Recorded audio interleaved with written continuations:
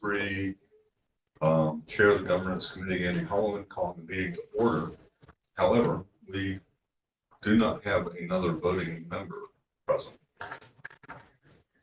So I'll pause for a moment while we check to see if anyone is about to log in. But it looks like some people are having a hard time getting on, so just hold tight for a second.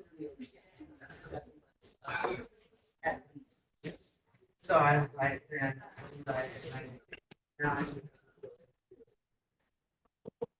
it's a quick meeting, does it?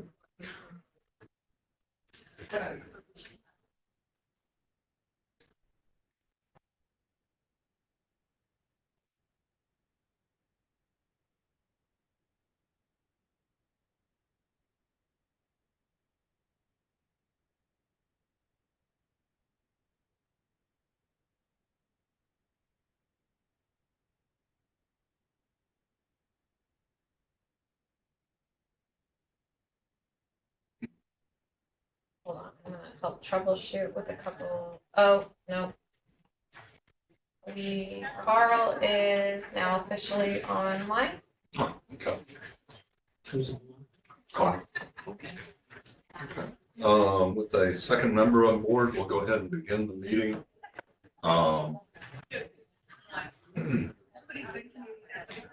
The two members present are myself and Carl Jacobson online, and we'll go around the room and give introductions real quick. We'll start with Ken. Pat Hingham, school board member. Andrew Ball, Employee Relations. Marty Lang, Chief Human Resources. Andy Ratliff, Chief Financial Officer. Jim Anderson, Chief Operating Officer. Amanda Foster, Executive Assistant to the Board. Dr. Bryant is joining online right now as well. And Kelly Lessons, board member. Thank you very much. First item for discussion is policy review. Policies 1114, 1120, 1140, and 1230. Relating to social media, public involvement, school board meetings, responsibilities of the school board, and citizen advisory committee. And to my knowledge, no one has any changes that they brought forward, revisions.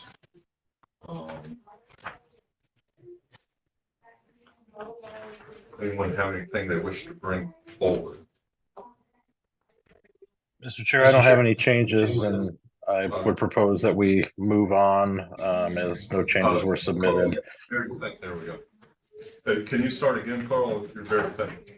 Oh, sure. Yeah. Okay. So yeah, not a problem. I didn't see any proposed changes attached to the agenda, and as we're trying to be more timely with having appropriate amount of time to review any proposed changes, and I don't have any proposed changes, I would just propose that we move on from this agenda item with no changes suggested at this time. Moving to item 2, board policy 0411 revisions relating to service animals.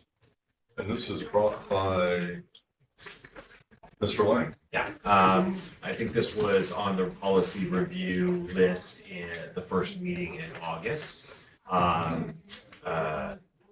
Board president requested that it be pulled and reviewed for revision. We do have a couple of revisions that we're suggesting that essentially bring this in line with current federal ADA law. I wouldn't characterize any of these as major changes. There are some minor language changes. So I'll pause there if there are any questions about what the administration is proposing in those language changes. Any questions about the administrative guidelines? So I don't know if we're there yet or not. That would support that. Yeah, there were two questions, large questions, I think, that came up when we discussed this in August. One was about comfort animals, and one was about classroom pets. After I was able to touch base with Andrew, who has a lot of history with these documents, I learned a couple of things. One, we have this pretty extensive guidelines handbook and notification form. It does cover the difference between a service animal and a comfort animal. So it is noted there. My proposal would be we take these guidelines once finalized with any changes to the policy and upload this as an AR, so it's also a publicly viewable document. The second question around classroom pets is not covered in this specifically, but we do have a risk management manual where we cover what is allowable and disallowed as a classroom pet in our schools. And so right now, I didn't upload that as an artifact because it is going under a revision by risk management. But there is a pretty detailed section on that topic that we would probably, I don't know if it would be appropriate to add as an AR here, but it was a more specific question. Yeah, well, it was. I mean, I thought that they were really thorough and helpful. Interrupt for 1 Yes. second. President Bellamy has joined the meeting. And Sen Gustafson has joined us also in person. It was on page 2 of the ARs where it says pets and therapeutic or comfort animals are not service animals and are not allowed in district facilities. And I wondered if maybe that needed additional clarification. I recall being at Polaris after a faculty member passed, and I saw like a comfort dog walking away, having been on, like a comfort therapy dog had been on site specifically to help grading students and faculty members. And I know that there are also like therapy dogs that do like read to a dog programs. So I wonder if there's a way that you could, rather than say therapeutic or comfort animals are not service animals and are not allowed in district facilities, could we expand on the therapy dogs maybe are allowed for under certain circumstances? I guess that seemed like a very closed statement, whereas perhaps there's a time and space for therapy. I absolutely agree with that. I mean, I've had situations when I was a principal where we had a student suicide and the chaplains brought in Right. therapy dogs, and they're incredibly powerful. I mean, in terms of just the impact they have on kids and helping them manage those difficult situations. So I think the intent here is the individual comfort dog. So we could certainly look at adding some clarifying language there to differentiate between when we bring them in for programmatic use versus this is my individual comfort dog that I would like to accompany. Yeah, As it makes me. I think that would just be helpful. Yeah, and I agree with that. I think the intent with the guidelines is to, like Marty said, keep it from individuals trying to access comfort animal. Right. So we have had that happen a number of times, and we've kind of put it under that risk management model of classroom aids or group aids. But it could be spelled out better here. And President Bellamy also has a question online. President Bellamy? Good morning. Thank you. So I think I was late getting on, but I think I'm the one that asked us to just relook at this. And part of that, I have no problem with service animals as long as everybody is clear on what constitutes a service animal and what does not. I don't have a problem with therapeutic animals because they are there for a purpose to deliver a service. The concerns that I get most often from parents and some kids is wanting to have their pets at school. So, and our policy does not distinguish between pets, therapeutic, and service animals. And so, unless I'm missing it, I get that unless we want everybody to be able to bring their pet to school, I don't think we do. That presents a huge risk. But if some in our learning communities are allowed to bring their pet animals to school or to work, then I think we need to just figure out what does that risk entail, and put some guardrails around it. So it's the pet piece of this. It's individuals without a disability that do not need an animal to perform a service that want to bring their pets to school. And it's usually the adults, it's not the kids, because we don't let the kids do it, but adults do it. And so I just think we need to figure out the risk associated with that and whether or not, and how we want to navigate that. it shouldn't be up to individuals to decide whether they can or cannot bring their pet to school. So that's my concern. Madam President, I don't know if you were on yet when I was first explaining that. I think that is in the guidelines pretty clear that comfort animals are disallowed. And then in the risk management guide, it is also very clear that individual pets are not allowed other than under some very specific circumstances. And that the risk management manual also covers what's allowable in terms of classroom pets. And so I guess the question I would have is whether or not you wanted to look at specifically adding language at the policy level. Because No. Not at- addressed in the manuals or guidelines. And then I think there's certainly a training component that we haven't touched on in a while. And we have slated for one of the general leadership sessions in the spring to cover this topic with principals, just as a reminder, because I don't think we've done so since we've come out of the pandemic. Okay, then did I miss the risk management guidelines? Did I miss those? Were they attached to the agenda? I mentioned I didn't attach them because they're going under a substantial revision. So in the risk management department, that's one of the projects they're working on right now. And so we would probably attach them as an AR or make sure that at least principals are reminded of them once that document is fully drafted and complete. And Okay. I'm good. Thank you. I appreciate it, Marty and Andrew. Thank you. Member Watson? And just if you have a chance to reread the administrative guidelines, pages 2 and 3 are very explicit about what is a service animal. How do you distinguish between a service animal and a non-service animal? It really spells things out very effectively. Okay. And I'm glad to hear the training for the adults. Again, it's the adults who bring their pets or comfort animals to school that is a concern for me. So thank you. Okay. And to be sure I'm following procedure, we simply review the administrative guidelines. We don't vote on them. So certainly I would say we accept these, and then there may be further clarifications later as the administration deems appropriate. But there are changes to 0411 that we need to vote on, is that, or need to pass through the board? Okay. So the chair would entertain a motion that we accept the proposed changes from the administration to board policy 0411 and forward that to the board for consideration. Mr. Chair, this is Carl. I would support and make a motion to pass the 0411 revision to the full board for review and a vote. And I second. Okay, moved and seconded.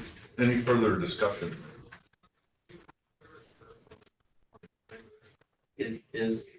Point of order to Member Higgins. Yeah, I think that the only two voting board members here for this committee were you and Paul. So you seconded, not. So to Member Higgins' point of order, Mr. Chair, I just happen to know this because I just did a deep dive on it. Our board policy says the board president is a ex officio member, and per Robert's rules, ex officio members can vote unless the bylaws of an organization state otherwise. And so technically the president can vote in second motions. We may want to revisit that at some point, but that technically is how it works in Robert's rules. And it just happens to benefit us today because we're missing a committee member, so it makes things easier, to be honest. We won't revisit that today for certain. Okay. Any other discussion? Seeing, hearing none. If there's no objection, this will be sent to the board with a recommendation to adopt. Moving on to item 3, Operations and Audit Committee. And We don't have a printout, it's just Oh, okay. conversation. I think Mr. Anderson's gonna lead. Okay, but is there the specific motion is to create a committee, an audit committee?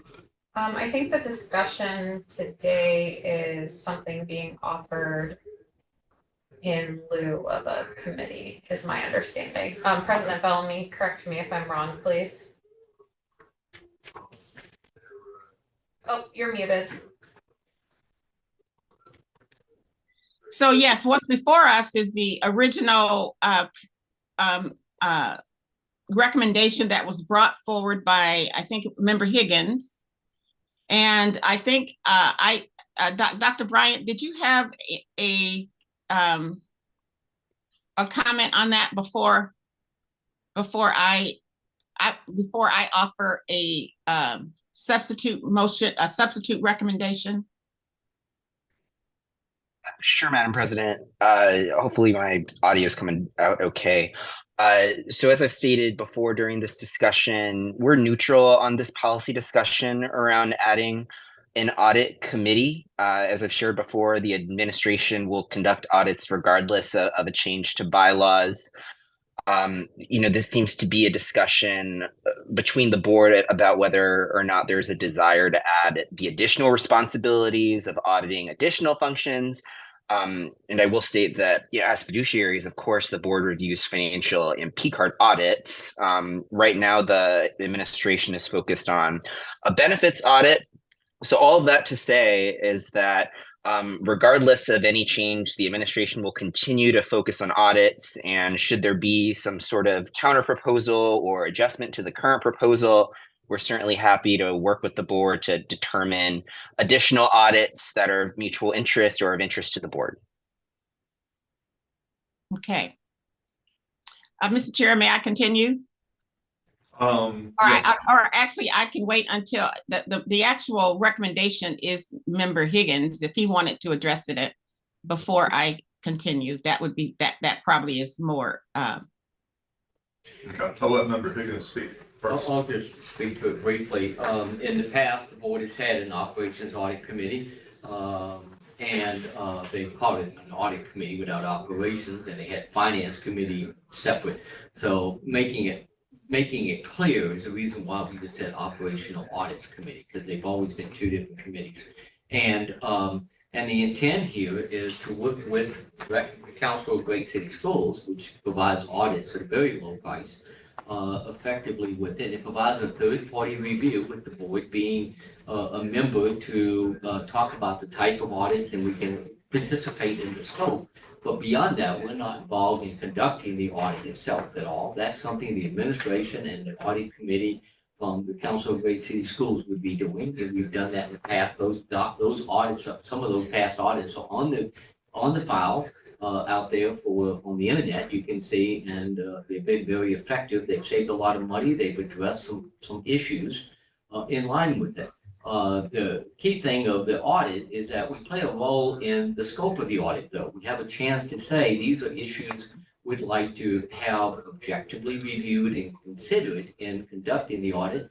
It provides a review of the audit without, it's an alternative. We can go to the ombudsman, make a public request, raise issues, do things, but without looking at the scope of it. It's not really addressing the problem. It's sort of trying to fix the blame or fix the issue or doing something else. It's not constructive. And for that reason, the Operations Audit Committee would work directly with the administration. It would be something that the audits would, something to share with the board to get their support before we go forward with the audits. But the idea is that it would be a third-party objective review with top people in the country at different school districts that come in here, and we're paying per diem and travel. Not bad. So we pay a very low cost, and we get it. Right now, you're right, there are audits being done, but the scope of that audit is an issue to me because we're not in there and the feedback back. So what we're looking for is playing a role in the audit, giving a chance to have the board to say scope, working with the administration with that, and then knowing you're going to get the results of the audit back to the board, not just to the administration. And in the past, this has been very effective. I think we've worked with some great results within it, and the scope and the number and the type is something the board would be involved in. It doesn't mean that the administration would not conduct any other audits they want in any other way, shape, or form. That's not limiting the administration from doing what they want to do. But there are some significant issues out there from my perspective, and this provides a third-party, inexpensive review process. And that's all we're shooting for, is the same thing that used to be in the board on a regular basis within it. But you go back to the 90s, they wanted to do an audit of every department every 3 years because they found it so effective just to take a review of it to see what they can do to improve things. So I'm not advocating something like that, but I am advocating that we need to look at the review process. I will mention that the issue with the health insurance is a good example with an audit type review. But that came with a push from the board, I think, on the issue, this is a problem. I know I was pretty vocal on it. And so if an audit had been done of that general nature, we would have discovered it if we didn't hear about it. And so those are the types of things that an audit does. It's not just going into a department where there's an issue or concern. It's going in and having an objective review. How can we better serve the people we are providing services to, and how can we best control our expenses with public funds to do that and get credibility with the public, and not just credibility, but factually that we've done a good job of managing the dollars, and that's a role of the board. To keep that open. Oh, That's- oh yes, quite.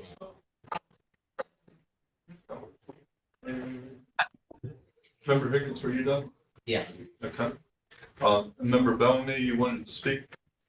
Yes, thank you, Mr. Chair.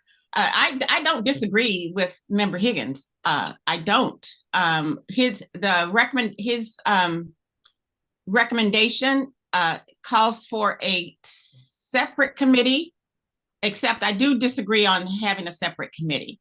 What I would like to do, but I agree with everything else, I would like to propose a substitute recommendation to Member Higgins, or whatever, however you want, however, at least to get it shared. Amanda, I did send it to you by email, and if you can pull it up, that would be great. I'm sorry. When did you send that? Just now, I'm sorry. I thought I sent it. So are you good with me bringing up the email for everyone to see? Yeah, but I think I can speak to it while you find it. It should be right in the top of your box. So as I said, I do agree, but I would like to offer just a slightly different approach to this. That the superintendent will develop an audit plan to review all district departments and operations. This audit plan will include input from the governance committee and will include the following details: a list of proposed departmental and operational audits for the superintendent that the superintendent proposes to be conducted each school year, a timeline for each proposed audit, the cost of each proposed audit, the proposed scope of each proposed audit, whether the audit can be provided by the Council of Greater City Schools auditors. And then once an audit is complete, the auditor's findings and recommendations will be provided to the superintendent and shared with the governance committee. The governance committee and the superintendent will present a final report with recommendations to the full school board.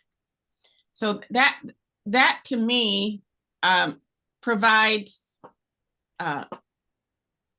the oversight, the access, and the directions for the management and operational audit plan. So again, I'm not against Member Higgins' proposal. I actually like it. I just think it needs more guidance and direction, and it needs to be in the superintendent's lane with our oversight. So that's what I would propose. Consider. Well, Member Higgins had his hand. Okay, Member Watson's and Member Higgins. I wanted to, I like using the Wayback Machine, in Word docs. You can search for prior, there used to be master lists of audits. I'm looking at one from, April of 2015. There was a master list of audits from accounts receivable to, sort of all the way through, vehicle maintenance. So A to Z, it went by audit area, the last audit date, the source of the audit, how frequently it would be done. It didn't have a cost attached to it, but I think that there's value in recreating or resurrecting that, and also making that available, to the public in some kind of an ASD audits webpage. Maybe that already is available somewhere. We do have a webpage that has our audits on there. Okay, so people could But access. they're after the fact. They're not But- like what's gonna happen 2 years from Right. now, 3 years from now. Okay, It's just a completed audit. Here's the Got it. document. Are those financial audits or operational? They cover a lot of things. Okay. They're usually more things that are process oriented. When you use someone like the Muni's external auditor, they're really good at saying, okay, this is what you're supposed to be doing. Then they go validate whether you're actually doing that, yes or no, and then they do a sampling error where it's, generally plus or minus 3%. And then help find those areas where within your system, what you thought was happening, what isn't really happening. Or maybe it is, but they're generally subjective audits, which, those are good and bad, where they're only looking for where are the breaks in the systems. And so when the administration gets those, we talk with the auditors throughout 3 or 4 months as the audits are being done, and generally most of the things have already been corrected by the time the board gets briefed. But we also find areas that are strengths that don't end up in something like an external audit. That maybe you push that strength a little more in certain areas. So you can cover a lot of different areas through the external or through the Muni's auditor, where things like the council, like this thing can really get narrowed down, as it might be that we want to look at something like special education organization, where the actual experts might be a contract instead of council at Great City Schools. Because when you do the council, you're going to get guys like the 4 chiefs here, entirely if it was special ed or something like that. But it may be that an audit would be a combination of a council at Great City Schools and then some more technical piece. Like when we audited transportation, the council wouldn't have been the ones that helped us decide that TransFinder of like our old Versatrans really wasn't functioning the way it was supposed to. So we were able to look at multiple different platforms and then look within those platforms as to what would best suit ASD and then those modules that you'll see coming. So whereas if you would have just had me show up and Heather, we just said, well, you have a transportation system. So sometimes audits aren't just the council. And a full-blown audit plan might be some combination of the 30 to 50,000 foot level that the council would give you. And then that deeper dive with someone who might be able to help us more. So I don't know, I don't think the council, we've done a lot of audits in the last couple of years. I liked the council audit, the last one that I went through, thought it was very helpful, but they're not the only solution out there that's always the best solution. But that 50,000 foot level, that's what they give you. They don't give you the AA needs more training and this platform doesn't do. That's not what they do. They're broader, bigger in scale. And then after member Higgins, President Bellamy has another. This proposal eliminates the role of the board being in the scope of it and in the types of audits of what we're going to do. We're not even participating. This gives the superintendent, it decides what audits are going to be done, the scope of it, and we don't have a role other than receiving the results. We get, this is what I'm going to do and I'll give you the results. That is a serious issue to me. That's where the audit committee plays a key role, because we work with the administration to say, let's talk about the scope. These are issues we've got to make sure they're included. The alternative is, like I said, go to the ombudsman and get an objective thing, because we don't have to say, we want to make sure this is looked at. The issue of employees got concerns in raising them, talking to the school board members or anything else. There's a problem here, in my opinion, but we need to look at it objectively. But in the absence of that, what are we going to do? I don't have an option. This doesn't give us any ability to even have a communication other than hear from the administration. This is what I decided. This is what the limit of it will be. I've got concerns about the health audit, for example. There's questions I have, and we will not participate in that. That, to me, eliminates an audit committee. You've done away with the audit committee. All you're saying is that, please, superintendent, tell us what the results are at the end. And that's the scope of the role of the board. We are not doing anything more, and we're going to audit only what the superintendent wants us to audit. I find that very objectionable. I don't think we're providing the oversight that we've talked about. This is just doing away with the audit committee proposal. Member Bellamy, President Bellamy. So, yeah, I think that, you know, the way we do audits in the finance, I really struggle that this is even being separated from finance committee where all the other audits are. But in deference to Member Higgins' desire to have a formal audit management and operations audit plan, I do not see that. I just think that we need the superintendent to develop a plan that comes to the governance committee.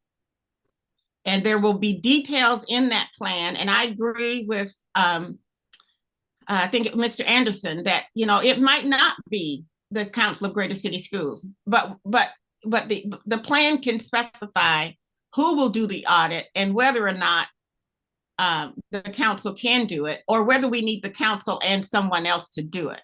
So you know, I don't see, I just do not support a separate audit committee outside of the governance committee. I think the governance committee can have whatever influence it wants with the superintendent in reviewing his plan and approving the plan or not approving the plan and giving input.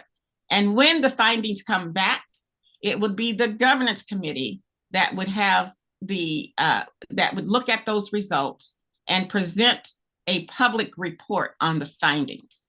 I think that's within I think that's within, it keeps us as overseers of a process, but we are not the drivers of the process. And I just don't think, absence having a separate public ad hoc committee, I just don't see the expediency for it. I do agree that it's necessary, though. Thank you.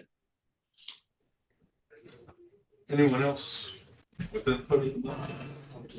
Putting myself in the speaking order, and then Member Higgins. I do recall the audits that came up in the past, and I think it's important to keep them separated from finance, because a lot of them aren't financial. They really are, Mr. Anderson said, process oriented. Are we doing things the best way? Or are we doing things completely? A lot of them didn't necessarily address money at all. It was just about the way we went about things and things like that. So I unfortunately, I think using the word audit, it just means something different in this context. The other thing is I see the biggest role of the board as being oversight. And the idea of a committee where we sit down and think about what needs to be looked at and reviewed makes a lot of sense to me. It's not the mindset that we come to governance with. We're more about the board's processes, the board's policy. It's much more general. It doesn't fit finance at all, I think. But the idea that several members of the board and administration would sit down just with the idea of looking at different segments of the district to say, what have we not looked at lately? What do we need to look at? to me, makes a lot of sense in terms of our role as oversight and, not day-to-day management, but very general management of the district as a whole. So I'm gonna have to say, I agree with Member Higgins that it needs to be an independent committee. And I wouldn't want it to be an ad hoc committee. I want it to be established, so that we do have real specific goals for what that committee is about. So I'll say I support the original idea of an independent committee that looks at reviewing our processes and structure and things of the nature. And also agree that it doesn't always have to be the Council of Great City Schools. They might choose any number of people to actually perform the audit. And it should be in cooperation with the superintendent and the administration. I mean, that they know what's happening best. So Member Jacobs would like to speak as well. it does sound like we all kind of agree that these audits need to happen. But more where does the direct impetus come from, and who's got the final say on what does go forward and how we do it. Member Jacobs. Yeah, thank you, Mr. Chair. I agree with what's been said that there needs to be a deviation between financial audits and operational audits. I did want to point out that Board Bylaw 9130 has a regulation that's attached to it that actually defines the scope of our governance committee that's existed before any of us joined the board and hasn't been amended since. That states that the governance committee is responsible for drafting and rewriting ASD policies, managing the superintendent evaluation process, and overseeing external management audits, and recommends changes in self-governance and practices to the board.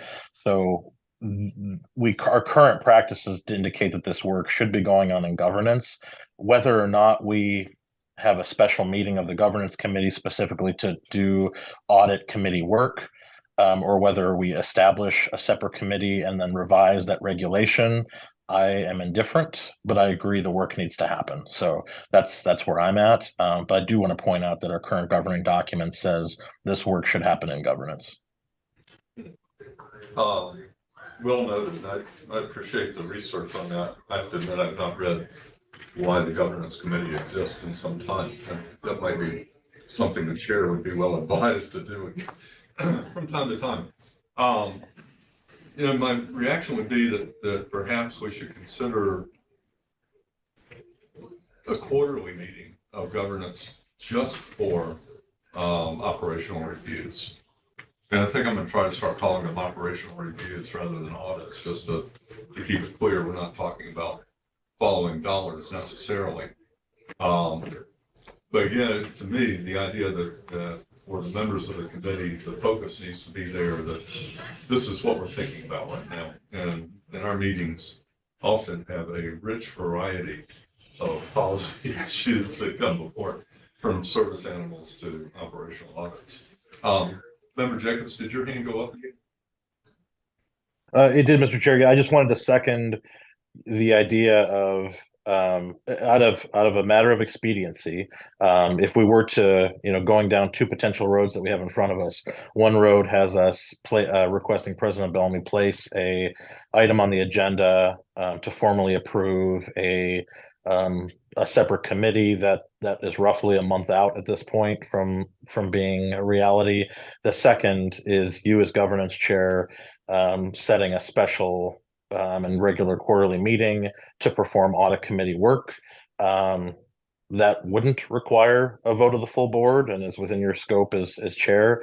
I'm okay in the interim beginning that work as a member of the governance committee, and then us grappling with separately whether or not we want to amend the regulation and establish a separate committee. But for me, what's most important is the work. So if we can get the work started sooner than later, that's my priority. So I would ask in the interim that we schedule at least the first quarterly meeting to begin talking about some of the work that Member Higgins is speaking about as to why he thinks the committee is important.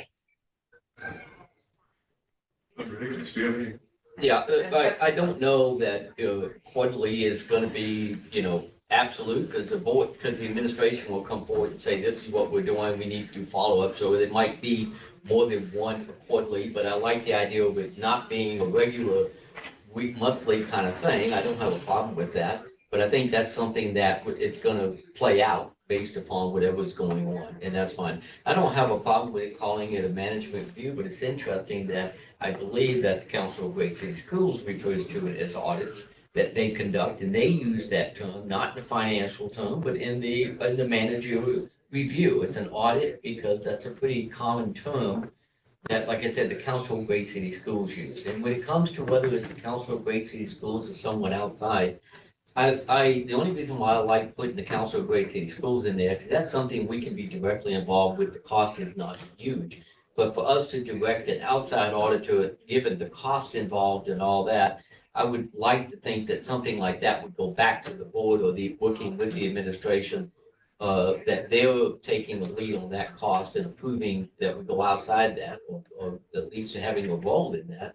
Because I don't want to see a $1 million audit of something done, without the administration playing a role. I really do see that as a limitation. And I don't want to force an expensive audit on them. I would support them doing the audit, obviously, if they wanted to do that. But I just don't want us to see pushing it. That's why I tried to make it look like we're being cost effective and the like. But I have no problem putting language in there, the Council of Great City School or other auditors as required. Member Bellamy and then Mr. Lang. Yeah, just to reiterate, I think the audit is part of governance. It does not require a separate audit committee. We are the committee. That's my only clarification in this whole process. So, we just, if we follow or change them, we follow our policy or we change them. If we don't want the governance committee to be in charge of audits, then we need to change that policy. Otherwise, the governance committee oversees the audits, the management and operations audits. It's as simple as that. And so I am not for Margot Bellamy. My vote would not be to add an audit committee. We are the committee, but I do like setting aside times to just do that work at some point in the future, as decided by the committee. So thank you. Just wanted to add a point of clarification because we're currently working with the Council of Great City Schools on this benefit audit that'll take place in November. That they've actually shifted their language from audits. They now refer to these as strategic support team reviews or SSTs. Yeah. So, and I say that because I actually went to their site originally and searched everywhere for the word audit and could not find it. And finally got to this SST. What the heck is this? So strategic support team review is their nomenclature these days. They probably charge us more now. $45,000 It's okay. is the standard. I don't really have a problem with whatever you want to call it. Just to muddy the water. But then you put in parentheses, audit. Okay, that would do it. I think it's because audits refer to extremely detailed type things where when you're 30 to 50,000 feet, you're not looking for the one employee whose pay was off for a month. You're looking at systems and processes and it is different in context as to what finance gets when it really is. I want to see every single person's pay for the month of May and look for the differences between what was put in this system to what came out of this system. It's just a different look. Yeah. But I know that I can go with whatever they're calling it. Member Higgins. I know that at the last meeting, I know Nate Donnelly spoke in favor of a separate committee. I know there's different views on this. Coming to the full board, let the board decide how we want to do it, and that's fine. You can direct whatever you want to. The board has the authority to do that. That's fine with that. I just want to make sure that the board when you're looking at the strategic, whatever the title is, review, that the scope of that might include specific concerns, and that comes from the board to make sure that that is addressed, and that is a key role that the board needs to play. Anyone else? As chair, what I'm going to suggest is that I look for a time in late November, early to mid-December, for a special meeting of the governance committee, focused only on what I like to call operational reviews. We can come up with our own acronym that won't be what the Council of Great City Schools calls it. But yeah, I think what Mr. Anderson's saying, when you say audit, a lot of people expect a booklet with a lot of numbers in it and everything to balance out to the penny at the end. And it's not that either. And I think that's confusing for some people. To me, the idea of the special meeting in governance would be to look at what audits we do and give some thought to what we're not looking at, what we need to look at, what resources are available from council, great city schools, municipality, or other sources to go forward with that. And part of it to me also is that there would just be a special time and place for those issues to be raised. That every 3 months or so, we're going to sit down and talk about what do we need to be looking at that we may or may not be looking at routinely. I also want to throw in when Superintendent Bryant mentioned all the audits the administration does, I wanted to ask if the board sees the results of all those. But then as the discussion progressed, I also hesitate for the board to ask for that, because I think the superintendent should be able to review things without necessarily having to come to the board to explain why he might have wanted to look at something. I think it'd create a speed bump to him being able to look at it. But I would say that if those audits were routinely published and made available to us generally, that might be helpful as well. We don't always necessarily know what you're reviewing, but I also hesitate to say that you should have to reveal every single thing you look at in detail, because I think that's going to would inhibit free thought to some degree. So what I'll do is ask if that's agreeable to President Bellamy, to Member Higgins, and both of them have their hands up, so I'll let them speak to it and see where we go from here. Member Higgins? I don't see why we wouldn't find out what audits have been conducted and what's been done, or information. If it's public information that's available by Freedom of Information Act, why we wouldn't get it? And if it was anything confidential in there, they have the right to redact it that way and exclude any reference to individuals and anything like that. But somehow that we can't get a review of that kind of nature is a little bit concerning to me. That I could make a Freedom of Information. I would like to know what audits you've done the last 5 years. I'd like to, something like that is not an unreasonable request, because that makes a difference on what audits we do going forward. And it makes a difference on what type of findings and who we've been using. So I don't think that's, the board is overseeing the school district. I don't think we're like the enemy. Maybe I am, but not the board isn't. Within that. So I don't see that. And the only other question is, will this be going to the board for approval of your approach? Or is this something that the governance committee does not intend to go forward? Because when it voted on 7-0 to refer it to governance for review, I thought it was going to come back to the board, and the board makes the decision how they want to structure it, as opposed to will it die here? Because I can always bring it up in a board meeting to bring it up for a vote, because we've done that recently. But I would rather have it coming as an agenda item. To respond to Member Higgins, with the note that Member Jacobs made about what the scope of the governance committee is, I think we could begin to do it. But I also think it'd be helpful if we do add the policy to clarify and perhaps establish the quarterly meetings in policy. I think this is something the board used to do more often. They kind of lapse. And having it in policy, I think would add a structure to it. So in the short run, I don't see it coming to a vote, but I do see at least an amendment to policy, assuming people find that it works well, amending policy to clarify it and make sure it's there to be seen and really happens every quarterly. And President Bellamy, And then Member Jacobs. and then Member Jacobs. Sure, just briefly, did you want that to be a 2-hour special meeting, the end of November?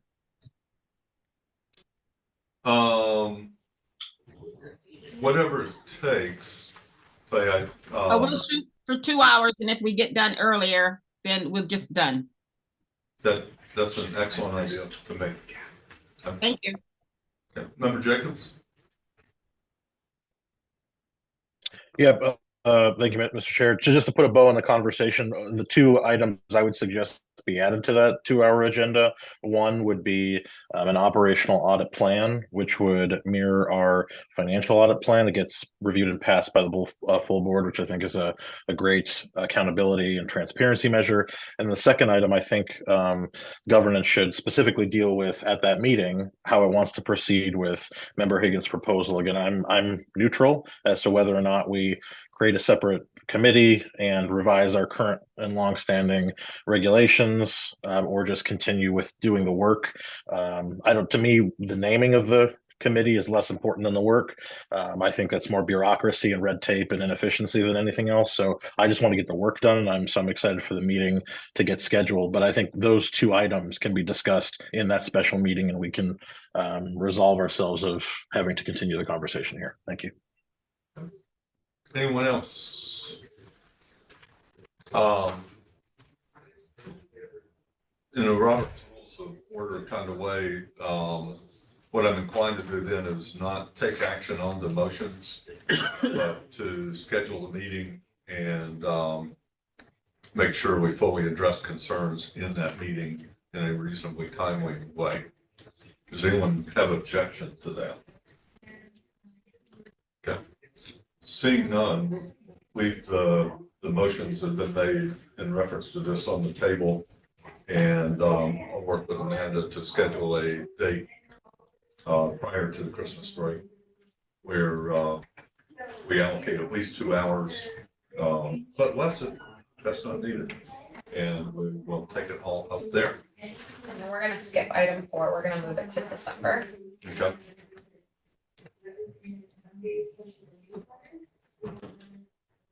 Hearing no objection, that's what we'll do, and we'll move to item 5, Board Policy 0510 review.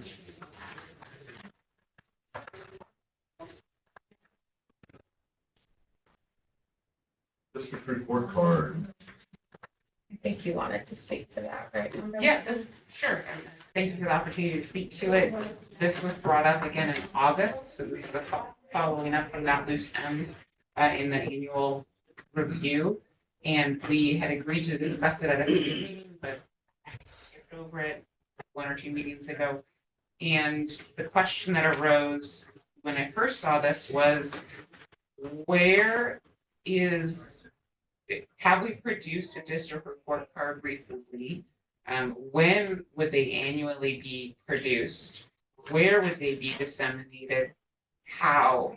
And I think that the conversation touched on this might have been it just might have fallen through the cracks. So we might need to revise this policy so that the administration has specific guidelines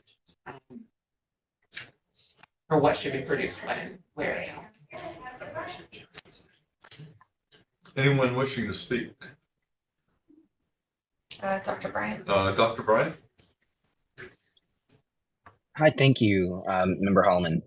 So my only comment on this would be we've done some preliminary research, and it seems in recent years on the website, the district has essentially used the DEED data dashboard to give families and students an idea of how schools in the districts are performing. I'm not sure whether or not that type of data system existed when this policy was written, I do wonder that because it does seem that the data that Deed provides is fairly robust and potentially could be used as the district report card. But I'm certainly curious to know if there are board members that envision some other data point that the district could produce or has produced in the past that should be on the website. Based on my preliminary research, I didn't see any particular internal report card that shared metrics that are not currently on the Deed website, but I defer to Mr. Gustafson if he has some additional comments. That's what we had looked at as well. What my team said when they went to look at this is it's just pretty much going through the motions of providing the same exact information that Deed was doing already, and that's my understanding. It's been a number of years. Once Deed started coming out with that's when the district stopped doing the district. And point of information, do we directly connect to the Deed data, or does someone have to know to go to the Deed website as opposed to the ASD website? I mean, I've tried to fuss around with the Deed website. It is clunky. It's hard. It's not an intuitive. There's data everywhere in education, and there's data everywhere at ASD, and there's data everywhere at Deed. But I don't know that it's really user friendly. And I think what really struck me is that Deed does it once you figure out how to get into their system, they do show things like proficiency levels, or you can get into data on the kindergarten readiness, the ADP, that profile. What it doesn't do is show how ASD is making progress towards those goals and guardrails. And that's, I think, something that were we to produce our own report card,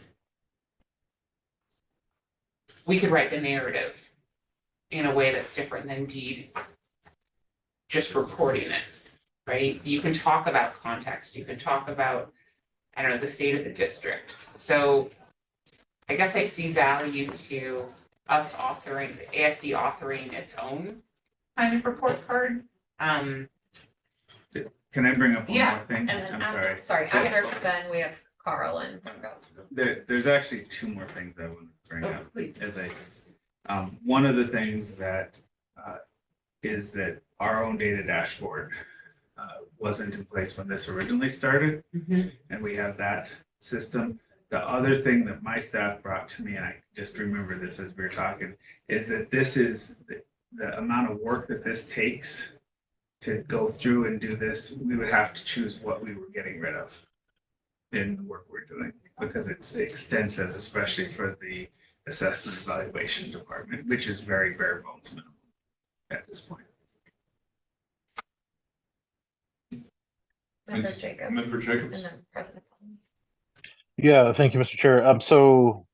To me, this is kind of turned into an RFI conversation, and a really good one. What I would propose is that the committee ask administration, maybe in board docs, to review our current procedure and then fully bake a recommendation, whether that be to remove a policy that we currently aren't adhering to the level of specificity that currently exists, modify it to incorporate data that we already have and are producing, or really rebuild a new plane and have our own different district school-based report card. I think there is an intersection between Deed data, what ASD is already doing, and maybe repackaging that, but I don't know that, it doesn't sound like administration is prepared to discuss that today, so that would be my recommendation. President Bellamy. Other comments? Yeah, if I might, Mr. Chair, I agree with Member Jacobs.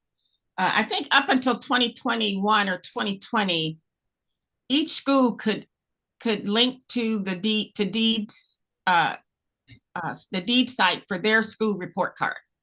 So I think we need to do a little bit more research, because I mean, there's still a couple of our schools that still have their links up for their report card. It's the it was a service provided by deed. I don't know what that would mean for Anchorage, but I agree with the RFI approach to get more information so that we can make a better decision. We can understand better and then maybe proceed based on that understanding. Thank you. Putting myself in the speaking order, to the degree it reproduces what Deed does, it does seem like ASD might want to have a page on their own site that may be quite a bit more user-friendly, that allows parents to pick out the 2 or 3 or 4 schools they may be looking at in our district without having to wade through. I remember going to the Deed site and looking at schools. And yeah, you're looking at the whole state to begin with, and you have to skinny down, where the ASD approach may be to have a map of Anchorage so people can see where schools are at, be able to pinpoint those schools, and maybe with a click, get what Deed has on that, as well as things that we may want them to be aware of as well. So in terms of putting this off to get more information, my question would be, who do we put it off to? Nonetheless, you may have ideas about what the best, if we try to boil this down to be more specific about what we want to do, who would be good to do that? I think that Member Jacobs' suggestion for the administration reviewing our procedures and making a recommendation is a viable and reasonable next step.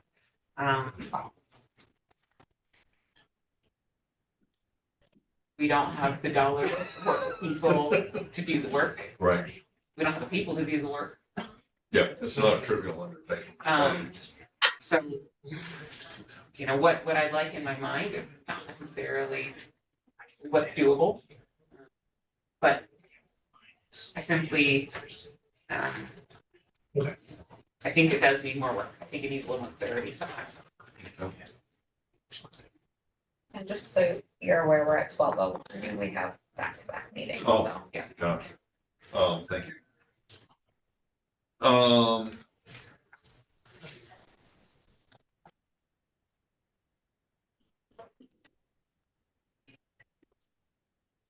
Does anyone have a motion on how to move forward? Madam Chair, President Bell?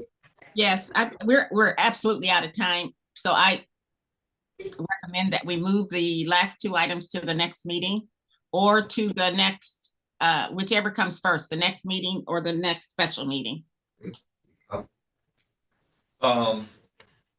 Given that, I'm gonna, because of time and the need to start the next meeting, I'm gonna pause because I don't have a good idea off the top of my head about what to do with 0510.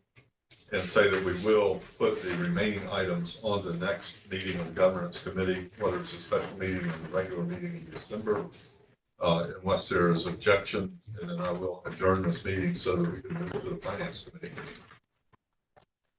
No objection. Thank you, Mr. Chair.